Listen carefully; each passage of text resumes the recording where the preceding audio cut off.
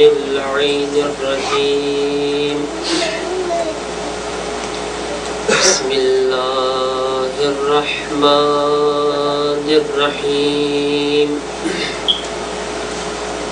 الحمد لله رب العالمين والصلاة والسلام على أشرف الأنبياء والمرسلين حبيب إله العالمين أبي القاسم المصطفى محمد اللهم صل على محمد وآل محمد وعلى آل بيته الطيبين الطاهرين المعصومين المظلومين سيما بقية الله في الأرضين روحي وأرواح العالمين له الفداء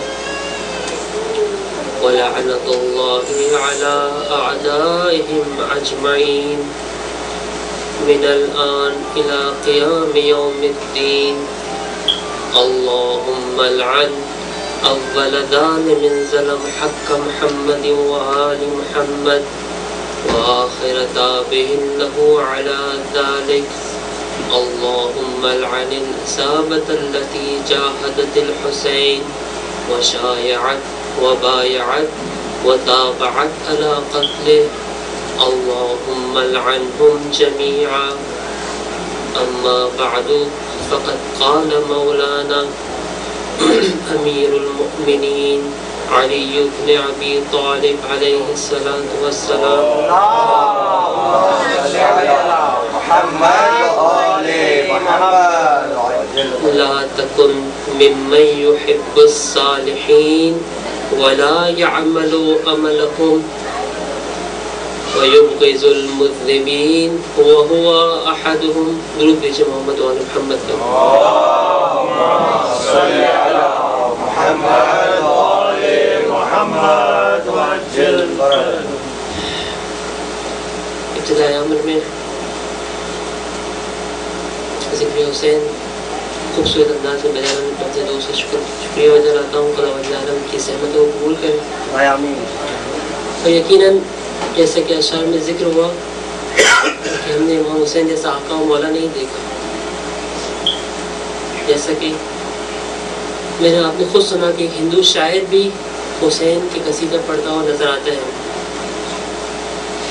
ذکر حسین اور مکتب حسین میں یہ خصوصیت ہے یہ توانائی ہے کہ اس تمام دنیا کو مسخر کر سکے کوتاہی میری اور آپ کی ہے کہ آج تک نہ ہم نے اس ذکر کو اس در کو صحیح طور پر نہ سمجھا اور نہ سمجھانے کی کوشش کی یقیناً اگر ہم اس کو صحیح معنوں میں سمجھ پائیں اور اس پیغام کو صحیح معنوں میں دنیا تک پہنچا پائیں تو اس پوری دنیا کو مسخر کرنا بعید نہیں ہے بہت آسان ہے خداوند تعالی ہم سب کو یہ توفیق عطا فرمائے کہ مکتب حسین کو صحیح معنوں میں سمجھیں اور اس کو پوری دنیا میں نشر کر سکیں اور اس کے حقیقی وارث کے رحمت تمام زمانہ کے ظہور کا زمینہ فراہم کر سکیں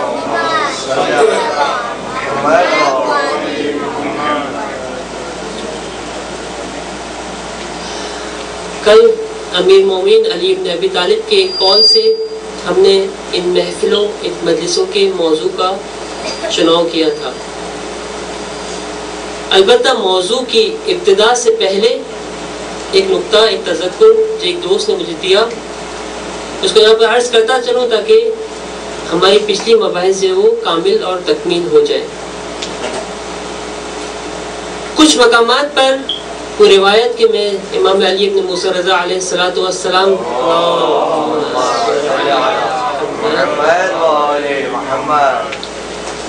سے آپ کے سامنے بیان کی تھی وہاں پر چند مرتبہ اس بات کا ذکر کیا گیا تھا کہ ہمیں تولا کے ساتھ تبرہ کی بھی ضرورت ہے ہمیں دشمنان اہل بیت سے اظہار بیزاری کی بھی ضرورت ہے اور یہ ہمارے دین کا حصہ ہے یہ ممکن نہیں ہے کہ ہم اس سے بیزاری کا اظہار نہ کریں البتہ ایک سوال جو لوگوں کے ذہنوں میں آتا ہے کہ تبرہ کیسے ہونا چاہیے اور کس طرح کیا جانا چاہیے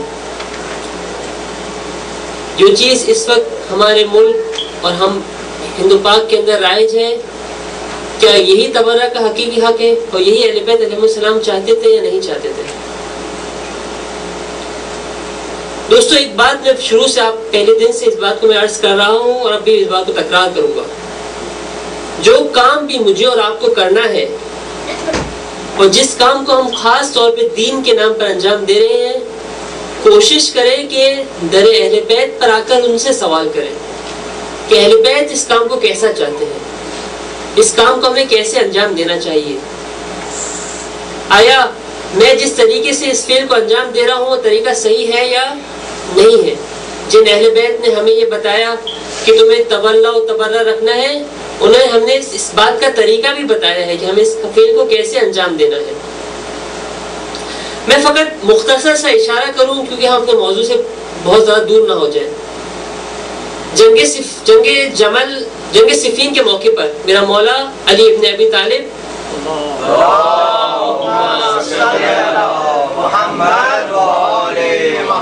دشمن کی فوج کے سامنے برسر پیکار، دونوں فوجیں آمنے سامنے ہیں۔ اس دوران بعض مجھ جیسے جوشیلے نوجوان، اگر شاید نوجوان کے نام مجھے درست نہیں ہے، آپ جیسے نوجوان اور مجھ جیسے نادان دوست، جب انہوں نے دیکھا کہ معاویہ اس کے لشکر کے مقابلے میں علی علیہ السلام کھڑے ہیں تو انہوں نے دشنام دینا شروع کر دیا، برا بلا کہنا شروع کر دیا، ایسے الفاظ استعمال کرنا شروع کیے جو علی کے چاہنے والوں کو زیب نہیں دیتے تھے۔ اس موقع پر میرے مولا نے چند جملات ادا کیے، فقط وہ جملے آپ کے سامنے پیش کرتا ہوں اور اس سے نتیجہ لینا آپ کا کام ہے۔ اب مجھے اور آپ کو کس طریقے سے دشمنان اہل بیت کے ساتھ برخورد کرنی ہے، اس جملہ میرے مولا نے بہت واضح طریقے سے بتا دیا۔ میرا مولا اس طرح سے کلام کرتا ہے، انی اکرہ لکم ان تکون سبابین۔ علی اس بات کو پسند نہیں کرتا۔ مجھ میں اور آپ میں سے کون یہ چاہے گا کہ جس بات کو علی پسند نہیں کرتے میں وہ کام انجام دوں؟ آپ میں سے کوئی چاہتا ہے اس کام کو، ایسا کوئی کام انجام دے کہ جس کو علی پسند نہ کرتے ہوں؟ ہم میں سے کوئی اس بات کو پسند نہیں کرے گا۔ ہمارا ہم و غم یہ ہے کہ ہم وہ سارے کام انجام دیں جس سے علی محبت کرتے ہیں، جو علی کو پسند ہے۔ میرا مولا کہتا ہے کہ میں اپنے محبوں کو، اپنے چاہنے والوں کو، اپنے سپاہیوں کو ایسا دیکھنا نہیں چاہتا کہ وہ سبابین ہو، دوسروں کو برا بلا کہہ رہے ہوں، ان کی زبان سے ایسے الفاظ جاری ہوں کہ جو ان کو زیبا نہیں دیتے، جو علی کے چاہنے والوں کو، علی کے شیعوں کو زیب نہیں دیتے، ان کی زبان سے ایسے الفاظ میں سننا نہیں چاہتا۔ اس کے بعد کا جملہ میرے مولا کا ہمارے لیے بہت سخت ہے۔ نہ فقط یہ کہ میرا مولا یہ کہتا ہے کہ میں تمہیں سبابین دیکھنا نہیں چاہتا، بلکہ میرا مولا یہ کہتا ہے اور ایک طریقہ میرا مولا بتاتا ہے کہ بس پھر ہمیں کرنا کیا ہے، ان دشمنوں کے ساتھ برخورد کیسے کرنی چاہیے ہمیں۔ میرا مولا کہتا ہے وَلَكِنَّكُمْ لَوْ وَصَفْتُمْ عَمَلَكُمْ۔ میرا مولا کہتا ہے کہ دیکھو جو تم نے کام کیا وہ کام غلط ہے، اس طرح سے تم نے ان کے دشنام دیا، ان کو برا بلا کہا، ان کو ہماری زبان میں کہوں کہ شاید نمبر سے زیبا نہیں، لیکن وہ کلمات انجام دیے، بیان کیے تم نے اپنے زبان سے جو زیبا نہیں تھے تمہارے لیے۔ میرا مولا کہتے ہیں ہاں اس کی جگہ تم ایک اور کام کرتے۔ وہ کام کیا کرتے جو ہمیں بھی حق ہے کہ ہم یہ کام انجام دیں دشمنان اہل بیت کی نسبت۔ میرا مولا کہتا ہے کہ تم یہ کرو کہ ان کے عمل کو توضیح کرو، لوگوں کو بتاؤ کہ یہ جو عمل انجام دینے کے بلیے خدا کے مقابلے میں آ کے کھڑے ہوئے یہ عمل کتنا غلط عمل ہے، یہ کام انجام دے رہے ہیں وہ کام کتنا خراب کام ہے، کتنا غلط کام ہے، آؤ اس کو توضیح دو تمام لوگوں کے لیے۔ میرا مولا کہتا ہے کہ لو وصفتم اعمالهم وذکرهم حالهم کان اسبب فی القول وابلغ فی الوصف۔ ہاں اگر تم یہ کام انجام دیتے، تم یہ بتاتے کہ دیکھو یہ لوگ جو کام انجام دے رہے ہیں علی کی ولی خدا کے مقابلے میں آ کر دشمن خدا کا ساتھ دے رہے ہیں، اور اس کو آ کے لوگوں کو توضیح کر دے، لوگوں کو بتا دے کیا حق ہے کیا باطل ہے، یہ کام تمہارا صحیح تھا۔ لیکن زبان خراب استعمال کرنا، الفاظ ایسے استعمال کرنا جو تمہارے لیے زیبا نہیں ہو، یہ علی کے چاہنے والوں کا کام نہیں ہے۔ بس علی علیہ السلام نے اپنے چاہنے والوں کو اپنے دشمن کا مقابلہ کیسے کرنا ہے بہت واضح طور پہ بتا دیا۔ مجھے اور آپ کو علمی طور پر مقابلہ کرنا ہے، مجھے اور آپ کو حق بات پہنچانی ہے۔ اس کا یہ مطلب نہیں ہے کہ ہم جب اتحاد بین المسلمین کی بات کرتے ہیں تو ہم حق کی بات نہیں کریں گے، نہیں، ہمیں حق کی بات بتانی ہے، ہمیں بتانا ہے کہ کون حق تھا اور کون باطل تھا۔ لیکن اچھے طریقے سے، احسن طریقے سے، ادب اور احترام کو ملاحظہ کرتے ہوئے اس پیغام کو آگے پہنچانا ہے۔ اہل بیت نے ہمیں کبھی درس نہیں دیا کہ آپ کسی کی بے احترامی کریں۔ آپ 250 سال اہل بیت علیہ السلام نے زندگی کی، ان کے سامنے تمام مظالم ہوئے۔ آپ مجھے بتائیں کہ کب اہل بیت علیہ السلام نے وہ کام جو میں اور آپ انجام دیتے ہمیں درس دیا کس طرح سے انجام دے؟ نہیں دوستو، یہ اہل بیت کی سیرت نہیں ہے، یہ کسی اور کی سیرت ہے۔ ہاں، علی کا دشمن ممبر سے علی کو یہ سارے کام انجام دیتا تھا، لیکن علی علیہ السلام نے کبھی یہ کام انجام نہیں دیا۔ بس جان لے کہ ہمیں کس کی سیرت پہ عمل کرنا ہے، ہم کس کے پیروکار ہیں، حقیقی معنوں میں جس کے پیروکار ہیں اس کا کام انجام دینا ہے، اس کی سیرت پہ چلنا ہے۔ وہ کام کہ جو دشمن علی کرتا تھا اس سے بیزاری کا اظہار کرنا ہے، اور جو علی علیہ السلام نے کیا اس کام کو ہمیں انجام دینا ہے۔ بس تبرہ کیسے کرنا ہے اس کا طریقہ بھی ہمیں اہل بیت سے پوچھنا ہے۔ اس کے بعد میرا مولا فقط یہاں تک محدود نہیں رہتا، بلکہ میرا مولا کہتا ہے ان کے حق میں دعا کرو کہ خداوند عالم ان کو ہدایت کرے۔ وہ لوگ حق سے بہکے ہوئے ہیں، وہ لوگ اب تک حق کو شناخت نہیں کیا۔ دعا کرو خدا سے، خدا کی بارگاہ میں کہ خداوند عالم ان لوگوں کی بھی ہدایت کرے، یہ لوگ بھی حق کے راستے پہ آ جائے۔ آپ امام حسین علیہ السلام کو دیکھیں، روز عاشور کے آخری لمحے تک جب میرے مولا کے تمام اصحاب و انصار شہید ہو چکے، جب میرے مولا کو یقین ہو چکا تھا کہ اب ان لوگوں کے بارے کو حق کی دعوت دینے کا کوئی فائدہ نہیں ہے، اس وقت بھی میرا مولا خطبے دے رہا ہے، اس وقت بھی لوگوں کو نصیحت کر رہا ہے کہ آؤ حق کا راستہ قبول کر لو، آؤ ولی خدا کے مقابلے میں کھڑے ہونے سے پیچھے ہٹ جاؤ، دوبارہ سے جو ہے وہ خدا کے راستے پر آ جاؤ، دوبارہ سے رسول اللہ کی نصیحتوں پر عمل کرنا شروع کر دو۔ یہ درد اور یہ ہدایت کا درد اہل بیت علیہ السلام نے ہمیں سکھایا ہے۔ ہمیں اپنے دوستوں کے بارے میں جو حق پر نہیں ہے، جو لوگ اس وقت حق کو نہیں پہچانے، انہیں ہمیں دعوت دینی ہے، پیار اور محبت سے اس دین کی طرف بلانا ہے۔ اہل سنت کے وہ بھائی کہ جو اس وقت حق کو نہیں پہچانتے، ہمیں انہیں اچھی طرح سے دوستی اور محبت کے ساتھ دعوت دینی ہے ذرا اہل بیت کی طرف۔ وہ کفار اور مشرکین اور وہ لوگ کہ جن کو حق نہیں پہنچا ان تک پیغام پہنچانا میرا اور آپ کا کام ہے، میرا اور آپ کا فریضہ ہے۔ سبحان اللہ، سبحان اللہ۔ بس کوشش کریں کہ جس طرح سے اہل بیت نے اپنی سیرت میں مجھے اور آپ کو بتایا ویسے عمل کریں، کیونکہ زیارت جامعہ میں اور آپ پڑھ رہے، اگر جو شخص اہل بیت سے آگے گیا وہ بھی گمراہ ہو جائے گا، جو اہل بیت سے پیچھے رہا وہ بھی گمراہ ہو جائے گا۔ صحیح؟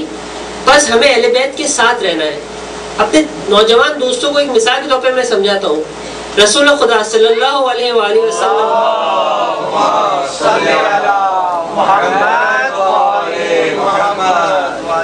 جب اہل بیت کی مثال دی، کیا کہا تھا رسول خدا صلی اللہ علیہ وسلم نے؟ میرے اہل بیت کی مثال کس کی مثال ہے؟ سفینہ نوح کی مثال ہے، حضرت نوح علی نبینا وعلیہ السلام کی کشتی کی مثال ہے۔ آپ تھوڑی دیر کے لیے تصور کریں کہ یہ رسول خدا نے کشتی سے کیوں تشبیہ کی تھی، کشتی سے یا شپ سے کیوں مماثلت کی اہل بیت علیہ السلام کی۔ میں تھوڑی دیر کے لیے ایک تمثیل کے ذریعے سے آپ کو سمجھانا چاہتا ہوں۔ سپوز کریں ایک سی پورٹ کے اوپر کشتی کھڑی ہو اور کہا جائے کہ آپ سب لوگ جو ہے اس میں سوار ہو جائیں اور یہ کشتی جو ہے آپ کو کسی مقام تک لے جائے گی، ٹھیک ہے؟ میں جو ہے وہ کشتی کے باہر اس سی پورٹ کے اوپر کھڑا ہوں اور باہر کھڑے ہو کر اس کشتی کی تعریفوں کے بند باندھ رہا ہوں۔ مثلا جن جوانوں نے ٹائٹینک فلم دیکھی ہے، اس کشتی کو دیکھ کے میں تعریفیں کروں کہ ماشاءاللہ کتنی بڑی کشتی ہے، اس کی کتنے مثلا ہزاروں لوگ اس کے اندر زندگی کر سکتے ہیں، اتنے بڑے اس کے اندر فلاں چیز ہے، یہ تعریفوں کے بند باندھ رہا ہوں اور لوگ جو ہے واہ واہ واہ واہ سبحان اللہ کہے جائے۔ میں انہی نعروں میں مشغول ہوں، کشتی جو حرکت کرنا شروع کر دیتی ہے۔ آپ کے خیال میں یہاں باہر بیٹھ کے کشتی کی تعریفیں کرنا، بڑے بڑے بند باندھنا، تعریفیں اور واہ واہ کرنے سے مجھے نجات مل جائے گی؟ میں اس مقام تک پہنچ جاؤں گا جہاں کشتی جانے والی ہے؟ یہ ہونے والا ہے؟ کبھی نہیں ہونے والا۔ کون نجات پائے گا؟ کون اس منزل مقصود تک پہنچ پائے گا؟ کہ جو اس کشتی میں بیٹھا ہوگا۔ جو اس کشتی میں بیٹھا ہوگا اس کی خوبی کیا ہوگی؟ جو اس کشتی میں بیٹھا ہوگا جہاں جہاں کشتی حرکت کرتی جائے گی وہ اس کے ساتھ ساتھ حرکت کرتا جائے گا، نہ اس سے آگے ہے نہ اس کے پیچھے ہے۔ جو اس کے ساتھ ساتھ ہے وہ نجات پا جائے گا، وہ منزل مقصود تک پہنچ جائے گا۔ لیکن جو پیچھے رہ گیا، جو میری طرح پیچھے رہ کر واہ واہ کرتا رہا، سبحان اللہ اور نعرے لگاتا رہا، وہیں کھڑا رہے گا اور نجات پانے والا نہیں ہے۔ کشتی نوح کی مثال دے کر ختم مرتبہ حضرت محمد مصطفیٰ صلی اللہ علیہ وسلم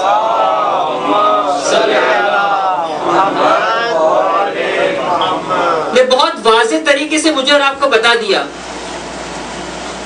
کہ جو اہل بیت کے ہمراہ رہے گا وہ نجات پائے گا، جو ان کے ہمراہ نہیں رہے گا اس کو نجات نہیں ملنے والی ہے۔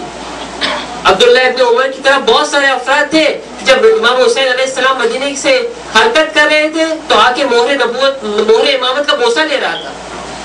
بس چیزوں کو چوم لینے سے ہدایت اور نجات ملنے والی نہیں ہے، نجات اس کو ملے گی جو حسین کے ساتھ نکلا اور آخر تک حسین کے ساتھ استقامت دکھائی اور وہاں تک باقی رہا۔ بس یہ بات جان لے کہ ہمیں جو کام بھی انجام دینا ہے، جیسے انجام دینا ہے، سب کچھ در اہل بیت سے مجھے اور آپ کو لینا ہے۔ اس در سے متمسک رہیں گے تو نجات میرا اور آپ کا مقدر ہے، اور اگر اس در کو چھوڑا تو پھر در در کی ٹھوکریں ہمارا مقدر ہوگی۔ بس آئیے خلوص دل کے ساتھ در اہل بیت سے متمسک ہو اور جیسا اہل بیت نے ہمیں سکھایا ہے ویسے اپنے اعمال کو انجام دیں۔ کا درود دیجیے محمد و آل محمد۔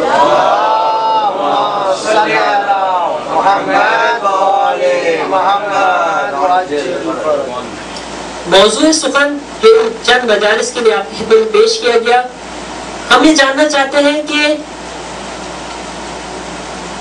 اصحاب حسین کی کیا خوبیاں تھیں اور کیا وجوہات تھی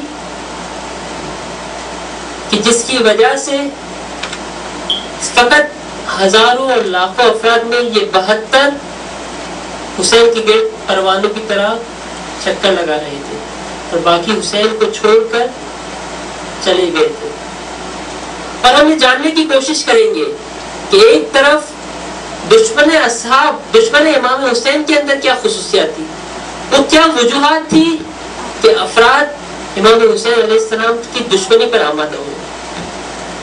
رسول خدا صلی اللہ علیہ وسلم جس کا خود کلمہ پڑھتے تھے اس کے نواسی کا سر تن سے جدا کرنے پر راضی ہو گئے، وہ کہ جس کا کلمہ پڑھتے تھے ان کی بیٹیوں کو بازاروں کوچوں میں کھلایا گیا اور یہ نعرے لگاتے گئے کہ یہ باغی کے اہل بیت کیوں ایسا ہوتا ہے۔ یہ بہت بڑی عبرت ہے، کربلا عبرت کی سرزمین ہے کہ رسول کا کلمہ پڑھنے والے رسول کے مخالف ہو جاتے ہیں، رسول کا نام لینے والے رسول کے نواسی کے مقابلے میں آ کے کھڑے ہو جاتے ہیں۔ لیکن ہاں انہیں کے اندر یہ 72 حد اقل افراد ایسے ہیں کہ جو آخر تک امام حسین کے ساتھ قائم رہے اور ان کا استقامت دکھائے۔ میرے مولا کے اس کلام کی خوبی، اس کلام کے نتیجے میں ہمیں نتیجہ دے رہے ہیں۔ میرے مولا نے کہا تھا جس نامہ کلام میں نے آپ کے سامنے عرض کیا کہ ان لوگوں میں سے مت ہو جانا کہ جو صالح لوگوں کو، نیک لوگوں کو دوست رکھتے ہو لیکن ان کے جیسا عمل انجام نہیں دیتے، اور دوسری طرف ان لوگوں میں سے مت ہو جانا جو گناہ گاروں سے نفرت کرتے ہو لیکن انہی کے جیسے اعمال انجام دیتے ہو۔ بس میں اور آپ یہ جاننا چاہتے ہیں کہ ہم امام حسین علیہ السلام سے اور اصحاب حسین سے محبت رکھتے ہیں یا نہیں رکھتے؟ ہم رکھتے ہیں ان سے محبت، اور ہم چاہتے ہیں دیکھنا کہ وہ کون تھے اور انہوں نے کیا اعمال انجام دیے۔ دوسری طرف میں اور آپ یہ دیکھنا چاہتے ہیں کہ دشمنان امام حسین کون تھے، ان کی کیا کوالٹیز تھی، تاکہ اصحاب کی کوالٹیز سے اپنے آپ کو آراستہ کرنا شروع کریں اور دشمنان امام حسین علیہ السلام کی صفات سے اپنے آپ کو دور کرنا شروع کریں، تاکہ ہم صحیح معنوں میں اپنے آپ کو کہہ سکیں کہ ہم حسینی ہیں، صحیح معنوں میں ہم کہہ سکیں کہ ہم زینبی ہیں، صحیح معنوں میں اپنے آپ کو کہہ سکیں کہ ہم یزید اور اولاد یزید سے جو دور ہے۔ ہماری اولاد کے اندر وہ کوئی بھی چیز موجود نہیں ہے کہ جو دشمنان اہل بیت علیہ السلام کے اندر موجود تھی۔ فقط اس نقطے کو شروع کرنے سے پہلے، اس بحث کو شروع کرنے سے پہلے ایک اور چیز میں آپ کے سامنے عرض کرتا چلوں جو اس موضوع کی اہمیت آپ کے سامنے واضح کر دے۔ میں اس موضوع کی اہمیت اس لیے آپ کے سامنے واضح کرنا چاہتا ہوں کہ یقیناً امکان نہیں ہے مجھ جیسے ادنا طالب علم کے لیے اس موضوع کا حق ادا کرنا، اور دوسری طرف وقت بھی اس بات کی اجازت نہیں دیتی کہ ہم ان تمام صفات کو ذکر کر سکیں۔ شاید اس میں سے ایک یا دو یا چند صفات میں اور آپ جو ان چند دنوں کے اندر آپس میں گفتگو کر سکیں گے۔ اس موضوع کی اہمیت کا جب آپ کو اندازہ ہو جائے گا تو پھر انشاءاللہ جب آپ کو وقت ملے، جہاں آپ کو موقع ملے، کتابوں کے اندر علماء کے پاس جا کر ان مباحث کو شروع کریں، ان مباحث کو جاننے کی کوشش کریں کہ کیا صفات اصحاب امام حسین میں اور کون سی خوبیاں یا کون سی خامیاں جو دشمنان امام حسین میں موجود تھی۔ اس موضوع کی اہمیت کو بتانے کے لیے میں آپ کے سامنے ایک واضح کرتا چلوں کہ دنیا کے اندر جتنے بھی واقعات پیش آتے ہیں، دنیا کے اندر جتنے بھی انقلابات پیش آتے ہیں، دنیا کے اندر جتنے بھی حوادث پیش آتے ہیں، یا دنیا کے اندر سیاسی طور پر جتنی بھی تبدیلیاں واقع ہوتی ہیں، ان تمام انقلابات کو، ان تمام تحریکوں کو خطرہ یہ ہوتا ہے، دو خطرے لاحق ہوتے ہیں۔ ایک خطرہ یہ ہوتا ہے کہ شاید وہ تحریک مٹا دی جائے، شاید وہ تحریک نابود ہو جائے، شاید اس تحریک کا کوئی نام لینے والا نہ ہو۔ بعض دنیا کے اندر ایسے ایسے تحریکیں اٹھی ہے، آپ کے ملک کے اندر، آپ کے شہروں کے اندر، آپ کو معلوم ہے کہ بہت شور و شرابہ ہوا، لیکن آج اس کا نام لینے والا کوئی بھی نہیں ہے۔ لیکن جتنی بھی الہی تحریکیں ہیں ان کو یہ خطرہ لاحق نہیں ہے۔ جو تحریکیں خدا سے وابستہ ہے، جو اس کو فنا نہیں ہے، ان تحریکوں کو بھی فنا ہونے والی نہیں ہے۔ اتنا دشمن کو بھی واضح ہے۔ کربلا بھی انہی تحریکوں میں سے ایک تحریک ہے کہ جس کو فنا ہونے والی نہیں ہے، یہ دشمن کو بھی معلوم ہے۔ آپ 1400 سال سے دیکھیں، دشمنان اہل بیت علیہ السلام نے ذکر امام حسین کو مٹانے کے لیے کیا کچھ نہیں کیا، جو ان کی توان میں تھا سب کچھ کر ڈالا۔ بنو عباس اور بنی امیہ کے دور میں کے واقعات اگر میں عرض کرنا چلوں تو اتنے زیادہ واقعات آپ کو تاریخ کے اندر موجود ہیں کہ جہاں ذکر امام حسین پر ظاہری طور پر پابندی تھی، اور انہی درباریوں کی کنیزیں جو ہے ان کو دیکھتے تھے کہ وہ ذکر اہل بیت کے اندر مشغول ہے۔ بس ذکر امام حسین، زیارت امام حسین کے بارے کے واقعات تو آپ نے کثرت سے سنے ہوں گے کہ کتنی بار کربلا معلیٰ کے اوپر پابندی لگائی گئی، زائران امام حسین کے اوپر قدم لگایا گیا، کہا گیا کہ ہاتھوں کو کاٹنا پڑے گا، پیروں کو کاٹنا پڑے گا، لیکن یہ حسین کے عاشق و پروانے اس بات سے نہیں رکے، انہوں نے اس کام کا انجام دیتے رہے۔ بس دشمن بھی یہ جان چکا ہے کہ ذکر اہل بیت کو مٹانا ان کے بس کی بات نہیں ہے۔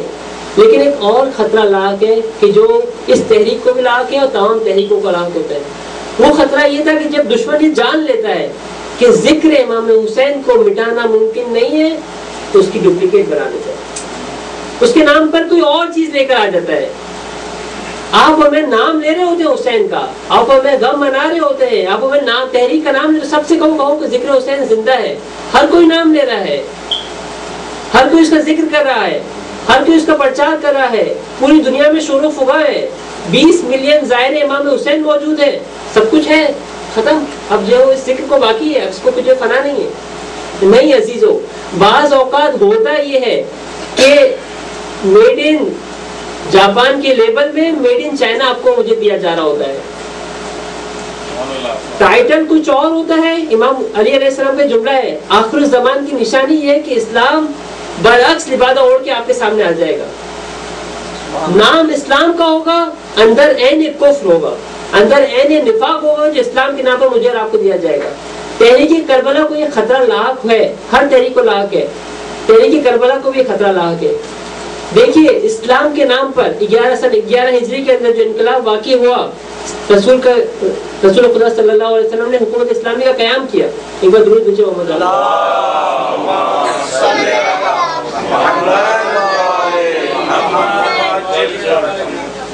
جب محمد و آل محمد علیہ السلام کا درود بھیجے تو کوشش کریں کہ مل کر اور بلند آواز میں درود بھیجے۔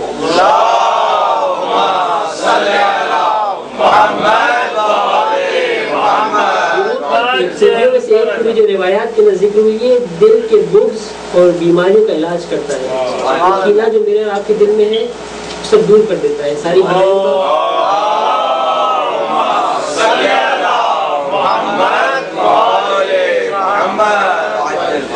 حسین اور آل حسین پر، محمد و آل محمد پر نہ درود بھیجنے میں شرم کریں، نہ ان کو گریہ کرنے میں شرم کریں۔ سبحان اللہ،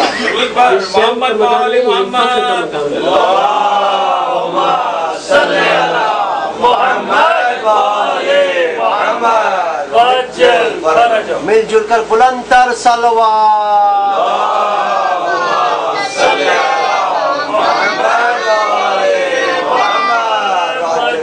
جب یہ خطرہ لاحق ہوتا ہے، جب تحریکوں کو اس خطر کا سامنا کرنا پڑ سکتا ہے کہ یہ تحریکیں اپنی ڈائریکشن سے ہٹ جائے، وہاں پر ضروری ہوتا ہے کہ کوئی ایک شخص آئے اور مجھے اور آپ کو یہ بتائے کہ وہ کون سے معیار ہے، وہ کون سے طریقہ کار ہے کہ جس کے ذریعے سے میں حق اور باطل کو شناخت کر سکوں، میں یہ پہچان سکوں کہ حق کہاں ہے اور باطل کہاں ہے۔ دیکھیے، اگر جب میں واپس اپنے جوان دوستوں کو سمجھانے کے بتا رہا ہوں کہ جب دو لائنز ایک پوائنٹ سے شروع ہوتی ہیں اور ان کے درمیان فقط 1 ڈگری کا ڈفرینس ہو، جو ڈائریکشن کا چینج ہے فقط 1 ڈگری کا ہو، مجھ جیسے کسی سے پوچھا جائے کہ ان لائنز کے درمیان بھی پیرل لائنز ہے یا نہیں، میں بہت آسانی سے کہہ دوں گا پیرل لائنز ہے، اس کے اندر کوئی فرق نہیں۔ لیکن اگر اس کے برعکس 2 لائنز ہو جو 180 ڈگری اپوزٹ ڈائریکشن میں جا رہی ہو، مجھ سے پوچھا جائے تو میں بہت آسانی سے بتا دوں گا کہ یہ اپوزٹ ڈائریکشن میں جا رہی ہے۔ یہ جو بہت نزدیک کی 2 لائنز ہے، اس کے درمیان فرق کرنے کے لیے اگر میرے پاس بہت اچھے میجرمنٹ انسٹرومنٹ ہو تو میں پہچان سکتا ہوں، لیکن اگر وہ میجرمنٹ انسٹرومنٹ نہیں ہوئے تو میں پہچان نہیں سکتا۔ رسول خدا کی جو تحریک 11 ہجری میں شروع ہوئی تھی، جب علی کی مقام پر کسی اور کو بٹھایا گیا، سب نے کہا نہیں، یہ وہی سارے کام انجام دے رہے ہیں جو رسول انجام دیتے تھے، سب نے یہی کہا، ایک بڑی تعداد یہی کہتی رہی۔ باپسی لوگ کہہ رہے تھے کہ نہیں، یہ 1 ڈگری کا ڈائریکشن کا تبدیلی آ چکی ہے جو بعد میں بہت بڑی تبدیلی واقع ہونے والی ہے۔ 50 سال بعد لوگوں نے دیکھا کہ کیا تبدیلی واقع ہوئی تھی اس ابتدا کے اندر، لیکن اس موقع پر کوئی بابصیر نہیں تھا، کوئی چشم بینا نہیں تھی جو اس واقعیت کو دیکھ سکے۔ میں ابھی بھی کہہ رہا ہوں کہ یہ فقط اول اسلام میں نہیں ہوا تھا، یہ تمام تحریکوں کو یہ مشکل لاحق ہے، اور یہ کربلا کو بھی مشکل لاحق ہے۔ بس مجھے اور آپ کو کیا چاہیے؟ وہ میجرمنٹ انسٹرومنٹس چاہیے کہ جس کے ذریعے سے میں پہچان سکوں کہ یہ جو آج کربلا کے نام پر بیان کیا جا رہا ہے، یہ جو ممبر سے مجھ جیسا ادنا طالب علم بیان کر رہا ہے، وہ واقعتاً یہ کربلا ہے یا نہیں ہے؟ یہی درسگاہ حسینی کا درس ہے یا نہیں ہے؟ یا حسین کے نام پر مجھے کچھ اور بتایا جا رہا ہے؟ اس کی شناخت کے لیے میرے پاس کیا شاخص ہے، میرے پاس کیا معیار ہے، کیا میجرمنٹ انسٹرومنٹ ہے؟ یہی امام حسین اور اصحاب امام حسین کی اقوال اور ان کی کوالٹیز۔ آپ اس اقوال اور کوالٹیز کو صحیح طرح سے پڑھیں، اور پھر ممبر سے جو بتایا جا رہا ہو، پھر نوح خان جو بیان کر رہا ہو، پھر عزادار جو بیان کر رہا ہو، پھر اس مکتب کے نام پر جو کچھ بیان کیا جا رہا ہو، آ کر اس کو چیک کریں اس میجرمنٹ انسٹرومنٹ کے اوپر کہ اگر عیناً وہی ہے تو ہم اس کو قبول کرتے ہیں، اور اگر وہ نہیں ہے تو پھر ہم اس کو قبول کرنے کو تیار نہیں ہے، کیونکہ یہ درس حسینی نہیں ہے، یہ کوئی اور چیز ہے جو مجھے اور آپ کو امام حسین کے نام پر بتائی جا رہی ہے۔ بس یہ جو کوالٹیز اصحاب امام حسین کی میں اور آپ سمجھنے کی کوشش کریں، اور دشمنان امام حسین کی صفات کو جاننے کی کوشش کریں، اس کا ایک اور بہت بڑا فائدہ مجھے اور آپ کو یہ ہونے والا ہے کہ اس درسگاہ سے، اس ممبر سے جو کچھ بتایا جا رہا ہے میں اور آپ اچھی طرح سے جان سکیں کہ یہ کیا ہے، یہ واقعتاً درس کربلا ہے یا نہیں ہے، یہ واقعتاً سیرت امام حسین اور اصحاب امام حسین ہے یا نہیں ہے۔ بس 2 اہم ترین کام جو میں نے اب تک آپ کے سامنے ڈسکس کیا، ایک تو یہ کہ خود امام علی علیہ السلام کی قول کی نظر میں اگر ہم چاہتے ہیں کہ حقیقی معنوں شیعہ علی علیہ السلام بن سکے تو ہمیں کام انجام دینا ہے کہ اچھوں کی کوالٹیز جاننے کی کوشش کرنی ہے، اس پر عمل کرنا ہے، بروں کی کوالٹیز اور صفات پہچاننے کی کوشش کرنی ہے، اس سے دور رہنا ہے۔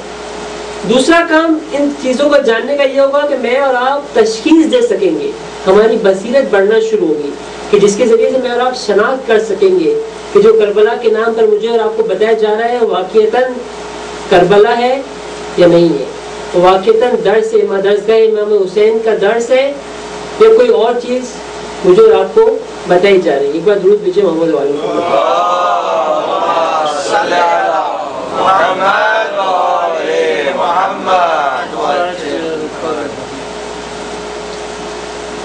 آج اس پہلی صفت کہ جو اصحاب امام حسین کی بہت ہی واضح اور روشن صفت ہے، تاریخ کی کتابوں کو جب میں اور آپ مطالعہ کرتے ہیں کہ اس صفت کو بار بار جب اصحاب امام حسین کو معرفی کروایا گیا تو اس صفت کا ذکر کیا گیا۔ اس صفت کو ذکر کرنے سے پہلے میرے مولا کا ایک جملہ آپ کے سامنے عرض کرتا چلوں۔ میرا مولا شہید کربلا امام حسین علیہ السلام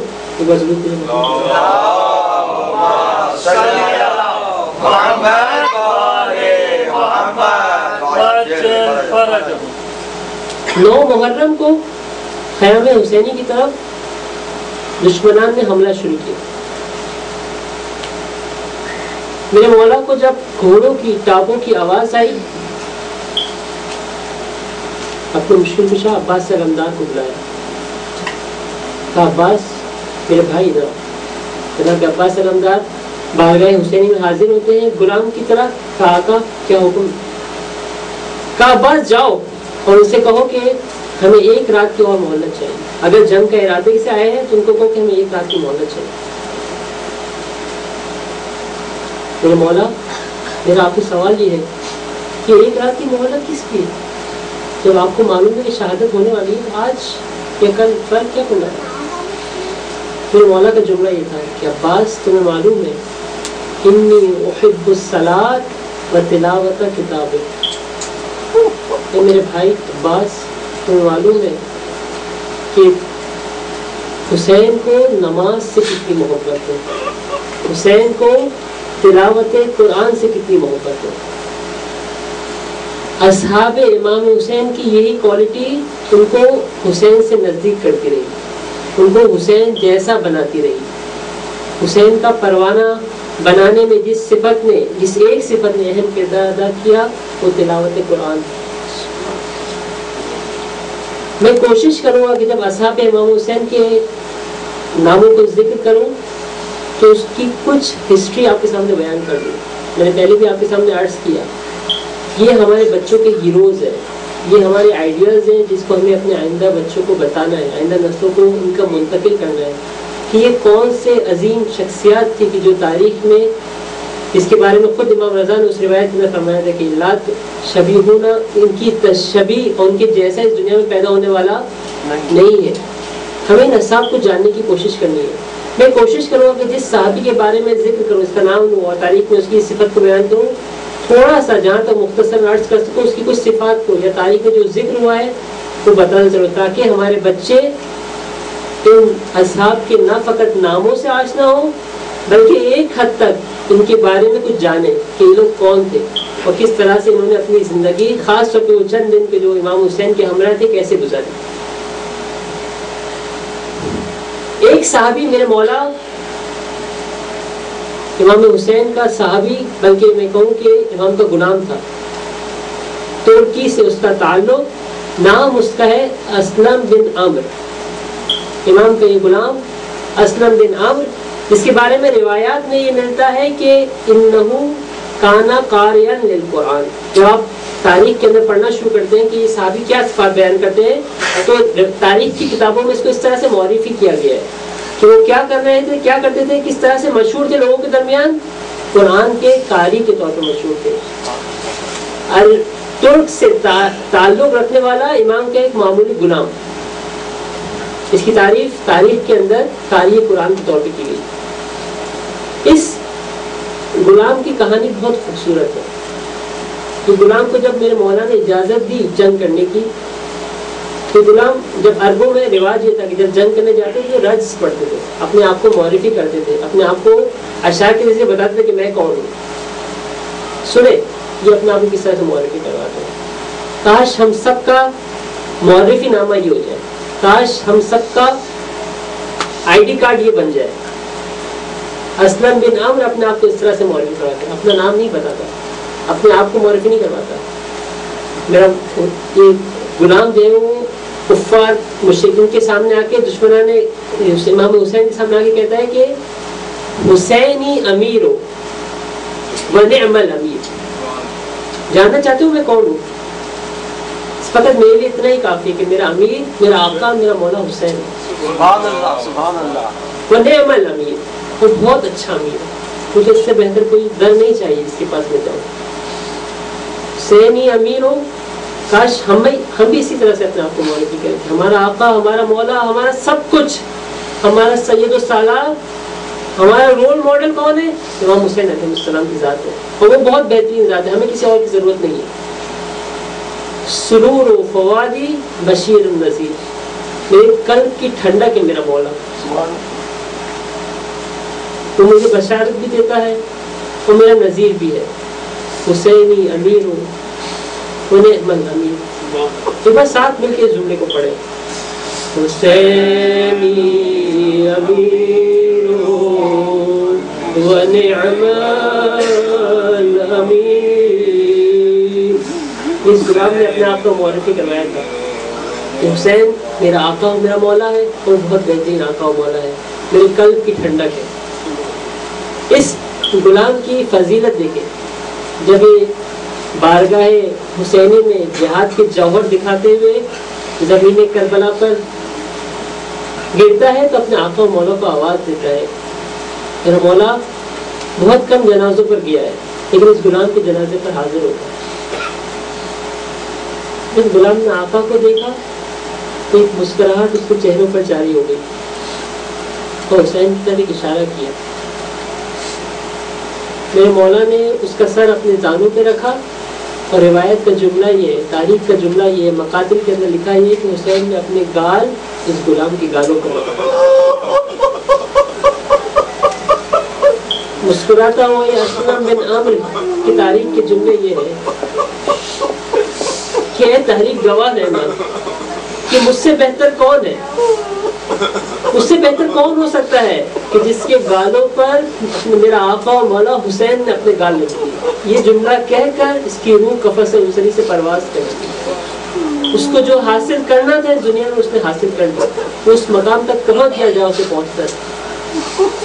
میرے مولا میرے آقا، یہ آپ کے چند غلام یا آپ کے چند عزادار آپ کی بارگاہ میں حاضر ہیں، کاش ایسا ہو جائے کہ جب ہم آپ کے فرزند کی بارگاہ میں شہید ہوں تو وہ بھی ہمیں اپنے گالوں پر ہمارے گالوں پر اپنے گال رکھے اور ہم اس سکون اور اطمینان کے ساتھ اس دنیا سے رخصت ہو جائے کہ آپ اور آپ کے فرزندوں کے ساتھ آخری دم تک استقامت کے ساتھ برقرار رہے تھے۔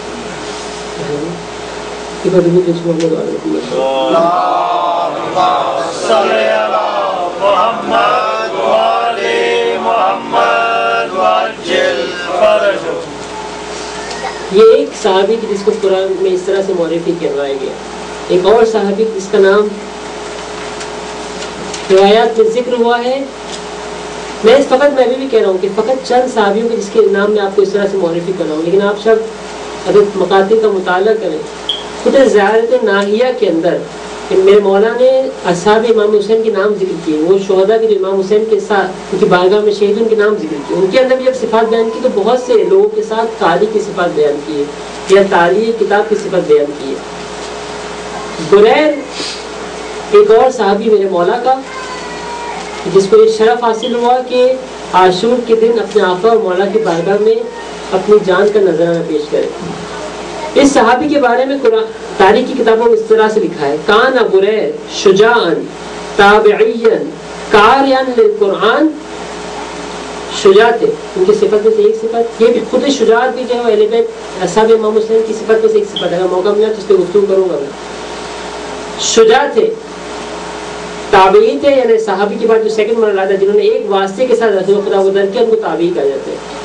اصحاب امام حسین میں سے تھے، اصحاب امام علی علیہ السلام میں سے تھے، اور ان کی ایک اور صفت جو بیان کی گئی وہ یہ قاری قرآن تھے، اور فقط قاری قرآن نہیں تھے، بعد میں ذکر یہ ہوتا ہے تاریخ کی کتابوں میں من شیوخ القرآن، قرآن کے اساتید میں سے تھے۔ اسی بریر کے بارے میں ملتا ہے کہ جب بریر کی شہادت واقع ہوئی اور جس شخص نے اس کو شہید کیا جو کعب نامی ایک شخص تھا، جب یہ پلٹ کے اپنی زوجہ کے پاس جاتا ہے خیموں کے اندر تو اس کی زوجہ سے بات کرنے سے انکار کر دیتی ہے۔ اس سے پوچھا جاتا ہے کہ کیوں تم اپنے شوہر سے بات نہیں کی؟ اس کو کہنا یہ تھا کہ میرے شوہر کعب نے اس شخص کو قتل کیا ہے کہ جو قاری قرآن تھا۔ اتنا مشہور اتنا معروف شخصیت قرآن کے حوالے سے، لیکن افسوس یہ ہے کہ یہ لوگ قاری قرآن کے قتل ہونے پر افسوس کر رہے تھے لیکن خود قرآن کو اپنے سامنے انہوں نے قتل کر دیا اور اس پر جو ہے کوئی غم کا اظہار نہیں کیا لوگوں نے۔ بتانے کا مقصد یہ تھا کہ یہ وہ صحابی کہ جو اصحاب امام علی علیہ السلام میں سے تھے اور ان کو یہ فضیلت حاصل تھی کہ بہت مشہور تھے حافظ قرآن کے طور پر، اور ان کو اس طرح سے معرفی کروایا گیا۔ ایک اور صحابی کہ جس کا نام تاریخ کے اندر بہت آیا ہے، نافع بن ہلال۔ نافع بن ہلال کے بارے میں تاریخ کی روایت یہ، کان نافع سیدن شریفا شجاعا وقارئا للقرآن، دوبارہ سے جو ہے اسی صفت کو ذکر کیا گیا۔ نافع بن ہلال کی عجیب مماثلت ہے حضرت عباس علمدار باوفاس کے ساتھ۔ ہم نے شاید بہت کم ذکر سنا ہے نافع بن ہلال کا، لیکن یہ بہت عظیم صحابی، بہت عظیم شخصیت کہ جس کی بہت زیادہ مماثلت آپ کو واقع کربلا میں جب مقاتل میں ان کے بارے میں پڑھتے ہیں تو ملتی ہے کہ جو حضرت عباس کے ساتھ ملتی ہے. نافع کے بارے میں ایک مقتل کے اندر یہ روایت آئی ہے 7 محرم کو جب اصحاب امام حسین کے اوپر کاروان حسین کے اوپر پانی کو بند کر دیا گیا, بچے شدت پیاس سے العطش کی صدائیں بلند کرنے لگے. میرے مولا نے سکائے کربلا کو بلایا, کہا عباس ایک چھوٹا سا فوج لے کر جاؤ, فرات پر حملہ کرو, کچھ پانی بچوں اور عورتوں کے لیے لے آؤ. حضرت عباس علمدار نے سپہ سالاری چھوٹے سے لشکر کی اپنے ہاتھ میں دی اور علم جو ہے وہ نافع بن ہلال کو دیا. کہا نافع چلو, اور یہ 50 کے قریب افراد کے ساتھ جنہیں حرکت کرتے ہیں, شط فرات پر جاتے ہیں, فرات تک پہنچ جاتے ہیں. نافع بن ہلال نہر فرات پر پہنچتا ہے. نہر فرات پر جو شخص پہرا دے رہا ہوتا ہے وہ پوچھتا ہے کون ہو؟ کہا میں نافع بن ہلال. جو شخص پہرا دینے والا اس کا چچزاد بھائی, اسے کہتے ہیں کیوں آئے ہو یہاں پر؟ کہا میں کاروان حسینی کے لیے پانی لینے آئے ہیں. کہا نافع تم میرے چچا کے بیٹے ہو, پانی تمہارے لیے حاضر ہے, لیکن اس پانی کا ایک قطرہ بھی خیام حسینی میں نہیں جانا چاہیے. شدت پیاس سے نافع بھی پریشان تھے, کربلا کی گرمی ہے, ایک دن گزر چکا ہے پیاس کی شدت سے. نافع فرات کے پانی کے قریب کھڑے ہیں, پہرا دینے والا ان کا چچازاد بھائی کہہ یہ رہا ہے کہ جتنا پانی پینا ہے پی لو, حسین اور اولاد حسین کے لیے پانی نہیں. وفا دیکھیں اس صحابی کی, کہتے ہیں لا واللہ لا اشربی منہ قطرۃ, ایک قطرہ پانی نافع کے حلق سے نیچے نہیں اترے گا. والحسین ومن معه من اصحابی و اولادہ عطشایا, یہ کیسے ہو سکتا ہے کہ نافع ایک قطرہ پانی پی لے جبکہ حسین و اولاد حسین و اصحاب حسین پیاسے ہیں؟ نہیں, نافع کام نہیں انجام دے سکتا. اس با وفا صحابی کو عجیب مماثلت جب حضرت عباس سے حاصل ہے. عاشور کے دن جب یہ جنگ کرنے جاتا ہے اس صحابی کے دونوں بازو قط ہو جاتے ہیں. عجیب تماثل ہے حضرت عباس علمدار سے اس صحابی کا, دونوں بازو قط ہو جاتے ہیں.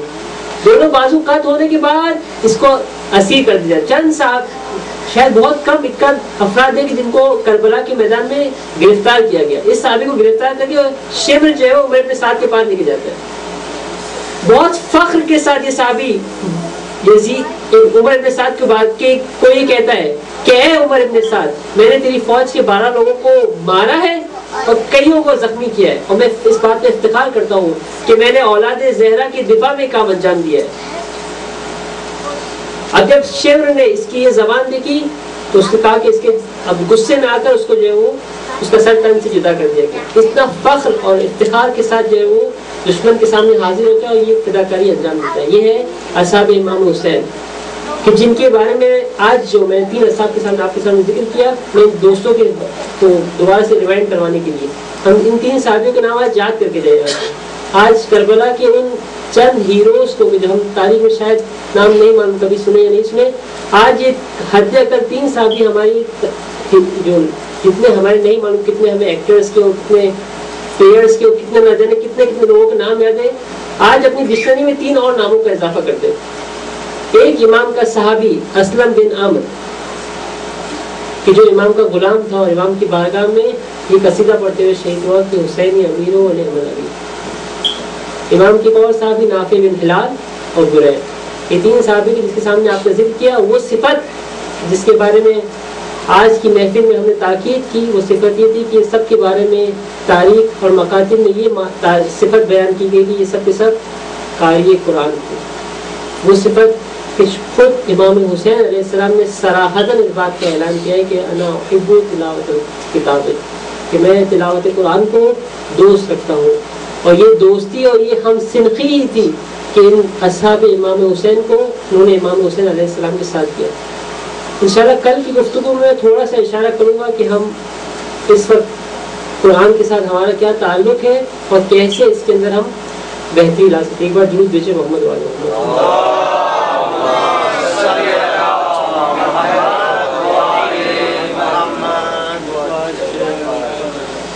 رحمت عالم کے ساتھ اس دعا کے ساتھ رحمت عالم ہمیں صحیح معنوں میں تلاوت قرآن کرنے, اس کو سمجھنے, اس کو عمل کرنے کی توفیق عطا فرمائے.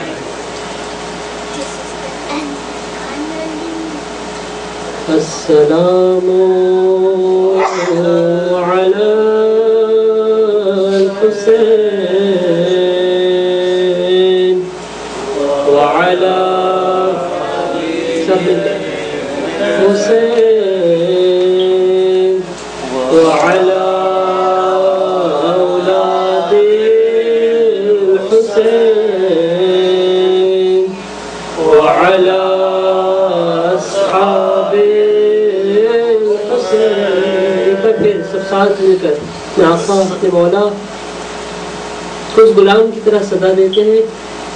سب ساتھ مل کے ایسے سلام کریں کہ جس نے پہلے بھی آپ کو عرض کیا شاید ہی ہمارا آخری سلام ہو اپنے آقا مولا کی بارگاہ میں. نہیں معلوم پھر یہ زندگی نصیب ہو یا نہیں ہو, نہیں معلوم کہ سانسیں پھر چلتی رہیں یا نہیں چلتی رہیں. ساتھ مل کر اس دعا کے ساتھ کہ مولا اگر اس دنیا سے چلے جائیں تو قبر میں ہمارا پہلا کلام آپ کو سلام کرنا ہو انشاءاللہ. السلام علی الحسین وعلی علی بن الحسین وعلی اولاد الحسین وعلی اصحاب الحسین.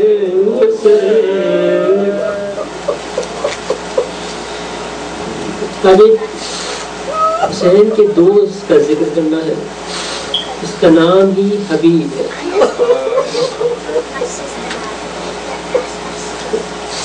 رسول خدا کے زمانے سے لے کر یہ عاشق حسین علی علیہ السلام کا ساتھ دیا.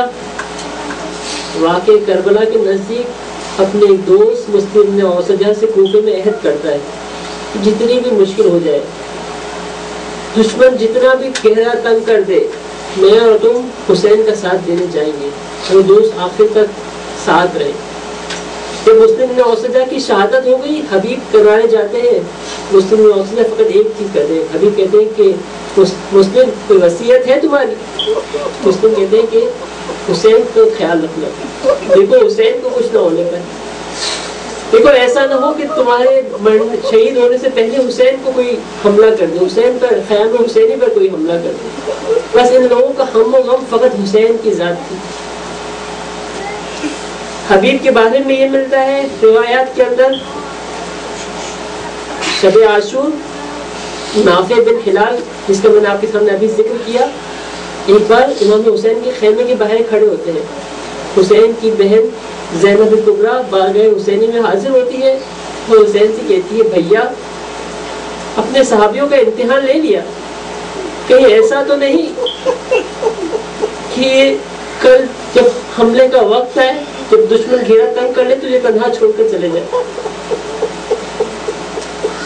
شاید میری بیوی کو امام حسن اور مولا علی علیہ السلام کو جناب زہرا کے مصائب یاد آتے ہیں. ہائے اہل بیت کی مظلومیت.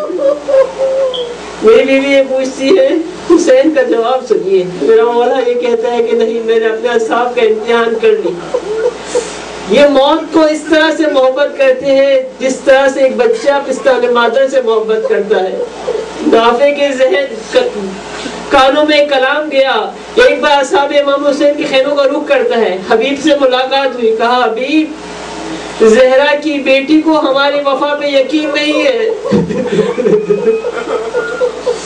زہرا کی بیٹی کو شک یہ ہے کہ شاید کل جب سختی کا وقت آئے تو ہمارے کو تنہا چھوڑ کے چلے جائیں گے. ارے حبیب سے برداشت نہیں ہوا. حبیب نے آواز لگائی, اے خدا کے شیروں اپنے آشیانوں سے باہر نکلو. ارے زہرا کی بیٹی کو یقین دلانا ہے کہ آخری دم تک یہ زہرا کی بیٹیوں کا ساتھ چھوڑ کر نہیں جائیں گے, اپنے ولی کو تنہا نہیں چھوڑیں گے. یہ چھوٹا سا کاروان اپنی تلواروں کو اپنے ہاتھ میں لے کر جناب زینب کے خیمے کے باہر کھڑا ہوتا ہے اور ایک بار بلند آواز میں یہ کہتے ہیں کہ یا بی بی زینب اتنا یاد رکھے کہ یہ آپ کے غلام حاصل ہے، یہ ہماری تلواریں اور ہمارے نیزے ہمارے ہاتھوں پر ہیں، آپ اگر ابھی حکم کریں اپنے بھائی سے اجازت دے دیں، ہم ابھی اور اسی وقت جا کر دشمنوں پہ حملہ آور ہوں گے اور یہ بتا دیں گے کہ ہم کتنے باوفا ہیں، ایک لمحہ بھی تاخیر نہ کریں گے۔ ارے خیام حسینی سے آواز آئی کہ خدا تم پر رحمت کرے، اسی طرح سے محمد و آل محمد کی اولاد و ذریت کی حفاظت کرتے رہنا۔ ارے میں کہوں گا حفیظ، ارے میں کہوں گا مسلم ابن اوسجا، ارے عاشق کو تم لوگ کہاں تھے جب خیام حسینی پر حملہ ہوگا، جب زینب ام کلثوم کی صدائے استغاثہ بلند ہو رہی تھی، ارے جب سکینہ کے سر سے چادر چھن